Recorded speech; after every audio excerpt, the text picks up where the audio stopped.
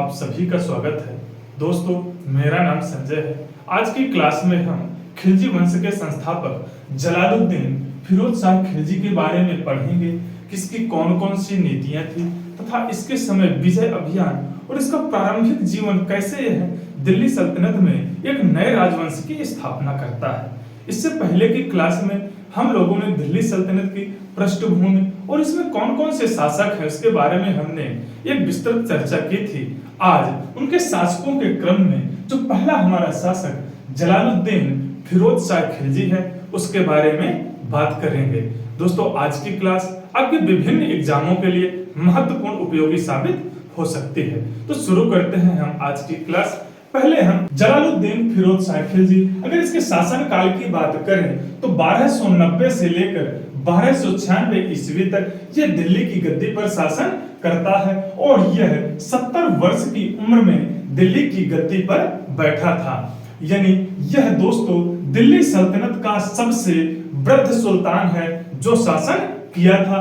दूसरा, इसकी उपाधि तो शाइस्ता खां, जो बलबन के उत्तराधिकारी कैकूबाद था, इसने इससे शाइस्ता खां की उपाधि तथा शाही अंगरक्षक के पद पर नियुक्त किया था। इसका भतीजा या दामाद अली गुरशास्प यानी अलाउद्दीन खिलजी जब देवगिरी अभियान पर जाता है तो उसके बाद वह दिल्ली की गद्दी पर शासन करता है। तो इसके भतीजे का नाम भी हमें यहाँ पर याद रखना बेहद जरूरी हो जाता है।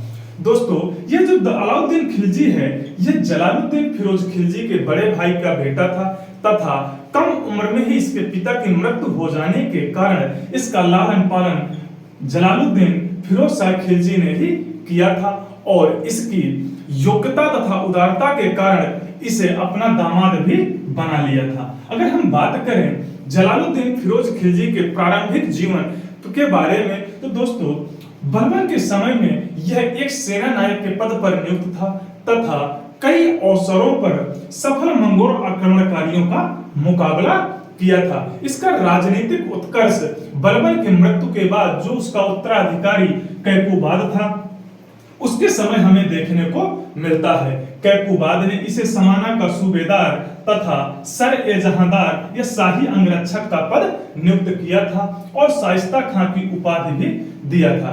दोस्तों, जब यह समाना का राज्यपाल या सूबेदार नियुक्त था उस समय कैकूबाद की अयोग्यता या बीमारी के कारण दिल्ली के दरबार में गुटबंदियां तथा विद्रोह पनपने लगे थे, जिसके कारण कैकूबाद फिरोज शाह खिलजी को दिल्ली पर बुलाता है और इसे शाही अंगरक्षक नियुक्त कर देता है।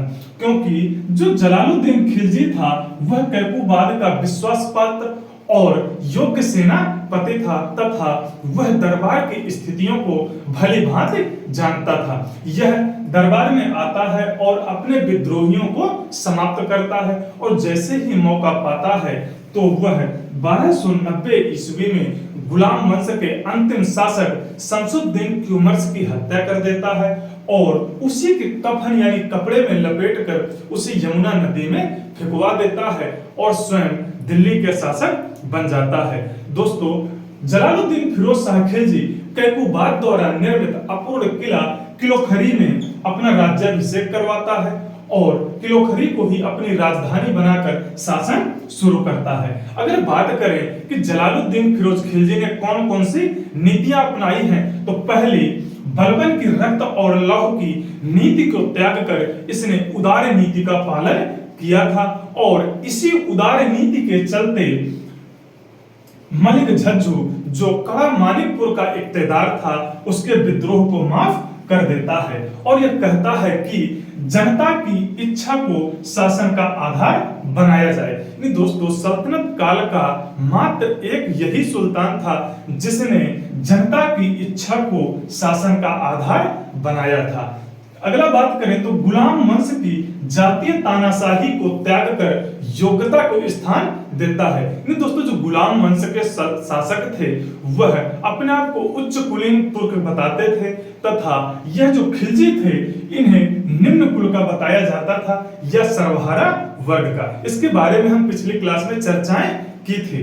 तो यह योग्यता को स्थान देता है और अपने प्रशासन में भारतीय तथा मुसलमानों को तथा मंगोलों को योग्यता के आधार पर कई उच्च पदों पर भी नियुक्त करता है। और इसी के समय में लगभग 2000 मंगोल इस्लाम धर्म को स्वीकार करते हैं और दिल्ली के निकट मंगोलपुरी नामक स्थान पर बस जाते हैं। अगर इसके समय हम आक्रमणों की बात करें तो पहला 1292 ईस्वी में मंगोल नेता अब्दुल्ला ने आक्रमण किया था और दूसरा मंगोल नेता हलाकू का पौत्र उलुग खान ने भी इसके समय में आक्रमण किया था, जिनका सफलतापूर्वक यह सामना करता है।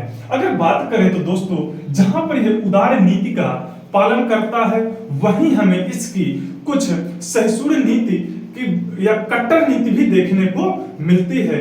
जैसे ईरानी फकीर सीदी मौला थे, इन्होंने सुल्तान के बारे में कुछ अपशब्द बोल दिया था, जिसके कारण जलालुद्दीन फिरोज शाह खिलजी अपने हाथी के पैरों के नीचे इन्हें कुचलवा दिया था, जिससे अपनी सहिष्णु की नीति का यहाँ हमें देखने को मिलती है। अगर हम इसके विजय अभियान की बात करें तो 1290 ईस्वी में रणथंभौर अभियान पर जाता है और इसी समय जलालुद्दीन फिरोज शाह खिलजी कहता है कि मैं एक वृद्ध मुसलमान हूं और मैं अपने मुसलमान भाइयों का रक्त बहाना नहीं चाहता हूं। दूसरा देवगिरी का अभियान, जिसके शासक रामचंद्र देव थे, यह अभियान जुलाई 1296 ईस्वी में इसके भतीजे अली गुरशास्प ने किया था। दोस्तों 1296 ईस्वी में अली गुरशास्प देवगिरी अभियान पर जाता है और यह वहां से धन को लूटकर कड़ा मानिकपुर, जहां का इक्तेदार था, यानी दोस्तों आपका इलाहाबाद प्रतापगढ़ के मध्य का जो क्षेत्र, यह कड़ा मानिकपुर उस समय था, तो वह वहां से लूट करके आता है और कड़ा मानिकपुर में रुक जाता है। जबकि उस समय यह था कि जो भी सेनापति कहीं अभियान करेगा और जो वहां से लूट का माल होगा वह डायरेक्ट सुल्तान के पास जाकर के सौंप देगा। किंतु दोस्तों अलाउद्दीन खिलजी के मन में यह था कि मैं दिल्ली सल्तनत का शासक बन जाऊं, तो वह अभियान से आता है और कड़ा मानिकपुर में रुक जाता है। जब यही लूट के माल को लेने के लिए सुल्तान जलालुद्दीन फिरोज शाह खिलजी आता है तो वह गले मिलने के बहाने उसकी हत्या कर देता है और जो उसके विश्वास पात्र सेनापति थे उनकी भी हत्या कर देता है और दिल्ली का सुल्तान बन जाता है। तो दोस्तों आज की हमारी क्लास कैसी लगी यह आप लोग कमेंट बॉक्स में जरूर बताइएगा और अगला हमारा टॉपिक अलाउद्दीन खिलजी के बारे में हम लोग पढ़ेंगे। जय हिंद, जय भारत।